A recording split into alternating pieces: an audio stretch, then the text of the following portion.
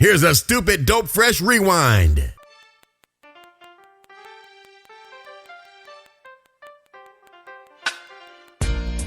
That's right, you're back tuning into the Stupid Dope Fresh Show right here at WTMHradio.com. It's your boy Damon M. Cherry. Make sure y'all follow me on all the social media as Damon M. Cherry. On Facebook, Twitter, Instagram, everything. You know what I'm saying? I'm LinkedIn, Wikipedia. Follow me at DamonMCherry.com. Now, I was supposed to talk to my man Spice One tonight, but man, I got a very special call to just call through the line, man. I don't even know what to say about this man besides one of my favorite artists, you know, coming up in the 90s, you know what I'm saying, while I was in college, you know what I'm saying. He was banging while I was in college. He's still banging today. Plus, he's the only man I know to drive one of 7 Grand Nationals ever in a movie. You know what I'm saying? We got my man MC EIHT on the line. Hey, you there, man? What's cracking? What's going on, fam? What's good, man? Just chilling, man. Ready to hit the town this weekend and do what we do. That's right. And if y'all don't know what's going on, it's going down at 6244 Channing Way Boulevard at the exclusive Elite. Big, major. I'm not even going to call it an old school concert, man. It's just some classic artists, you know what I'm saying? We got my man Bun B going to be on the show, Spice One, and of course the legendary MC EIHT, man. What is good, fam? Man, you know, we just working, man, trying to keep that, keep that hip-hop alive, man, keep that gutter alive, you know what I'm saying? So we're going to come out there and show Ohio what it do, you know how we always do it. Right. Me and my man Spice and Bun B, you know, working on this new project right now with DJ Premier, so I'm going to come out there and bust a few new cuts, also bust a few old cuts, too, you know what I'm saying? We got to do that. Right. Man, let me ask you this, man, since I got a legendary artist on the line, man. How do you feel about the state of hip-hop right now, man?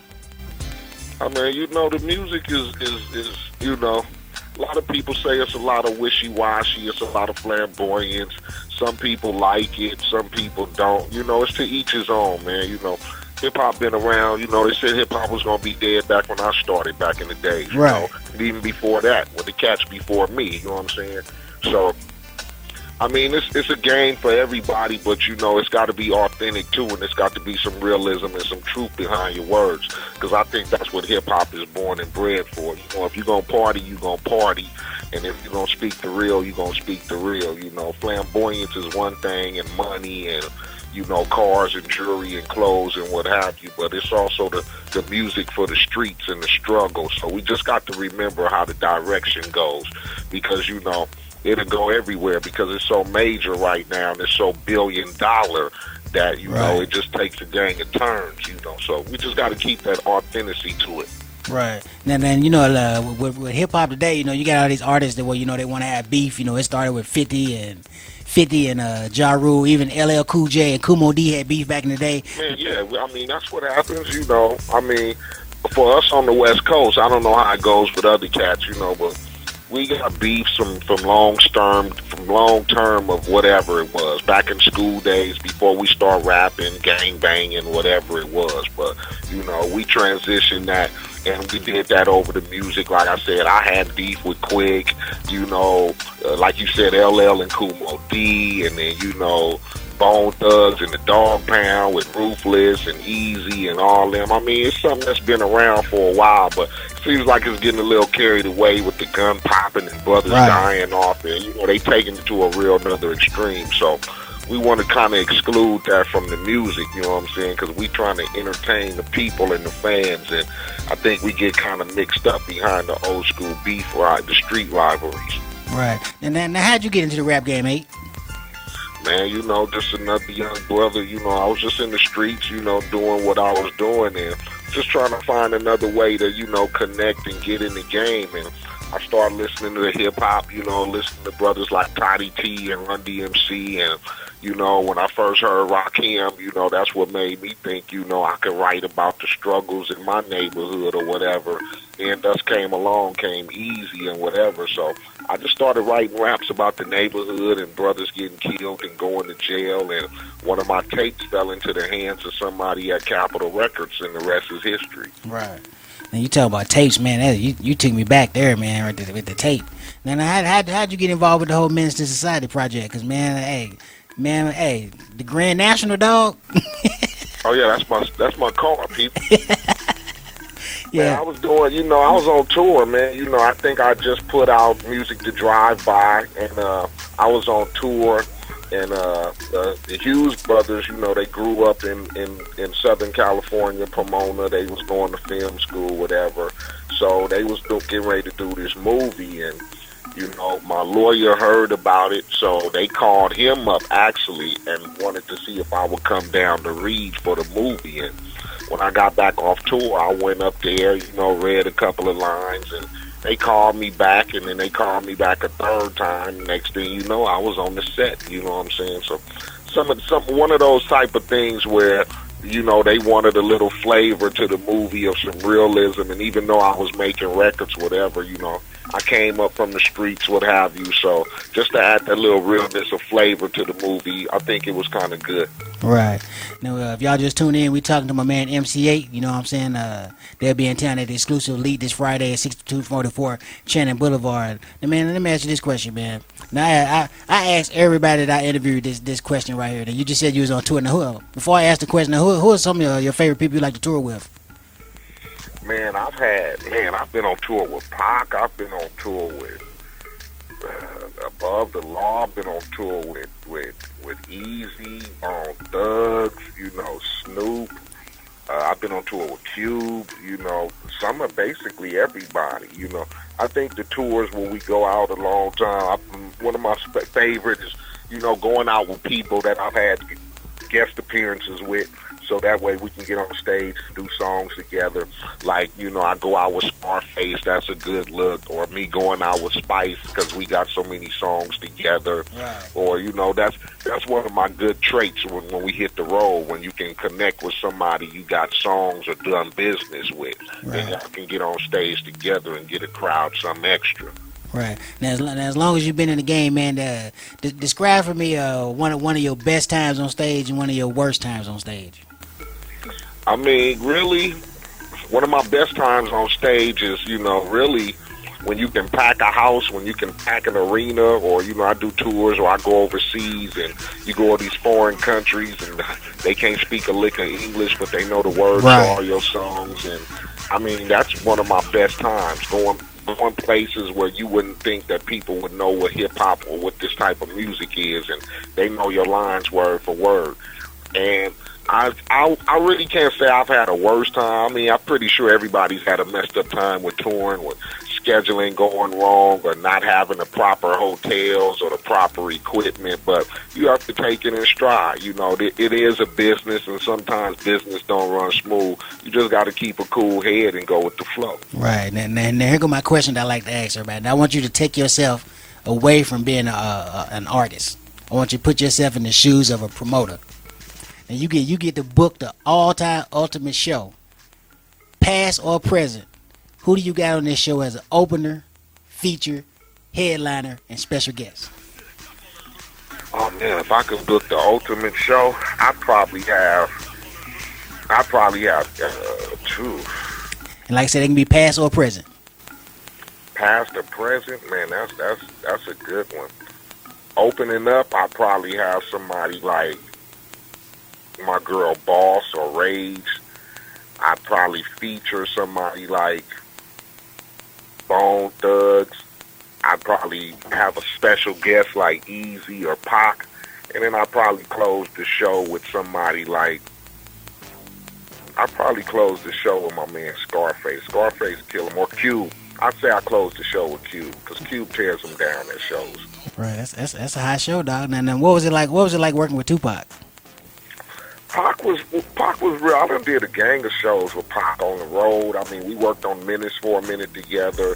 We've done toured together. So, I mean, to most people, he would probably seem like this character, but to me, he was just a down-to-earth brother, you know what I'm saying? He was just the type of person that, you know, you just had to connect and come from that lifestyle, come from those streets to understand. But if you didn't, you thought he was highly controversial and, you know, whatever, but to me, he was just a normal nigga. You know, that's what Pac was to me. Right, and you know, in a couple of weeks we got the NWA movie dropping. You know what I'm saying? They reflect you in that movie in any kind of way? Cause I've been seeing the previews. They've been having everybody in there. Reflects all of us as far as coming up in Compton, as far as hip hop concerned, because it was a real tough time to try to get anywhere, and for for us to be able to put this movie out and show, you know, what Compton was about and how NWA started and what it meant, I think it's a good look for everybody as far as West Coast hip-hop is concerned. Right. And I tell you, I can't wait to see it, man. It's going to be an awesome movie. You and me both. Right. So, man, I'm at a loss of words, man. I'm still on the Grand National, you know what I'm saying? There's only, about 8 of those cars ever made? Man, them was specific. Right. Yeah, and plus you played the role in Minutes. Now let me ask you this question, man. And you got, I guess y'all used to say back in the day, studio gangsters. Now you got some people that consider studio gangsters. Now do you prefer the stage? Or do you prefer to be in the studio?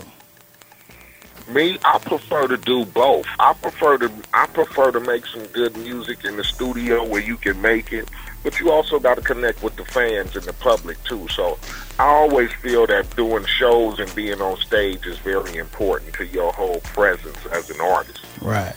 Now as an artist, now what do you feel that you personally did to change the rap game?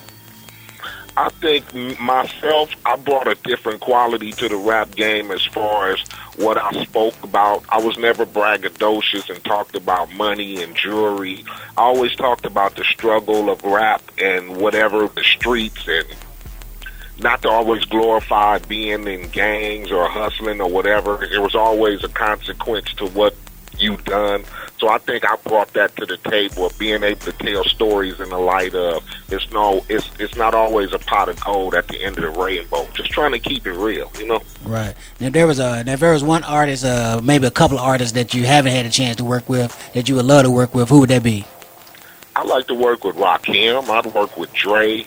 I'd work with I work with Busta Rhymes. You know, these are people I, respect in the music industry. So anybody I respect, I wouldn't have a problem with getting down with. Right. So any new tracks you're working on? What you working on now? I'm working on an album called Which Way Is West with DJ Premier. It should be out late fall. You know, it's a hot record. Premier, DJ Premier, if everybody knows, from the world famous Gang Starr. I've been knowing Premier for about 15, 20 years. So we just decided to get together and try to make a good West Coast record. So that's where we at with it. Right. Now, how would you say you was influenced by your style, your style of rap? I was basically influenced off the streets and listening to cats like Rakim and Easy and Scarface in my early times, just to try to keep where you come from and what you represent real. So that had a lot of influence on how the way my raps was written and the music I chose for my music, for my songs, whatever. I always wanted to be, the type of cat that you could understand and get your point across to fans. So. Right. Now, let me ask you this question now. Man, I had to tip my tongue right now. Where's one of your favorite places to perform? United States, abroad, or where's somewhere that you just love performing? Man, I still like going abroad. I still like hitting the States. Chi-Town. Ohio, Detroit, Texas. I get a lot of love. Cali up north. Washington. Down in Texas. Atlanta. So wherever I go, I still get a warm welcome, so it's good to just hit the road and get out there and connect with people. Because that's still how you create fans and you keep fans. Right. Now, what's playing in your iPod, dog? Now, what you banging? Like, you working out or something like that? What you listening to? I bang all old school rap, I bang all old school. I don't, not to discriminate against the new stuff, but, all my stuff is either 98 or backwards, so I'm still listening to Cube, Scarface, Rakim. I'm still listening to Houdini, Curtis Blow. I'm still listening to Salt and Pepper and Public Enemy. That's what I'm listening to. Right. Now, as far as the old school emerging trend of DJs breaking music, do you think there's enough DJs still breaking music and introducing music to the masses these days? Oh, DJs are very important. That's why I'm messing with DJ Premier. That's why I still mess with Pete Rock or Muggs or or E Swift or you got to connect with the DJs. DJs still break the music. DJs still bang your music in the clubs and do the mix shows on the radio. So DJs are very important to me.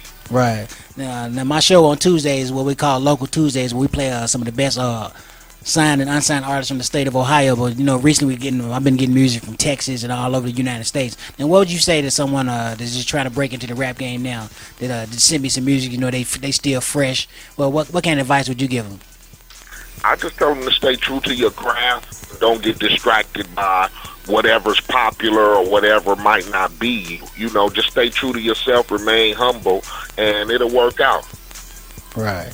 That's what's up, man. I got my man MC EIHT on the line now. Now, how do you feel? How do you feel now as far as like would you rather be like more independent, or would you still lean like more towards a label? I mean, I'm an independent artist right now. I still get what I need to get. Records still sell. Majors approach me. Majors still come at me for deals, but I just feel like if I can do what I can do on the level I can do it on, then it generates more profit for what I'm trying to do, and it helps me stay grounded also. Right. And then will you ever retire out? I mean, one day I will, but until fans keep wanting music and they still want to keep hearing the type of music we put out, then I'll keep making records. Right. So we're talking about man MC EIHT. So if somebody want to get in contact with you, man, how can they reach you on like social media and all that? Man, you can hit me on Twitter at 808. That's EIHT, the number 0, EIHT. It's also on Facebook and on Instagram. And I'm the type of person that, artists connect with me or fans, and I try to respond to everybody, whether it be just say what's up or it's to try to connect some business.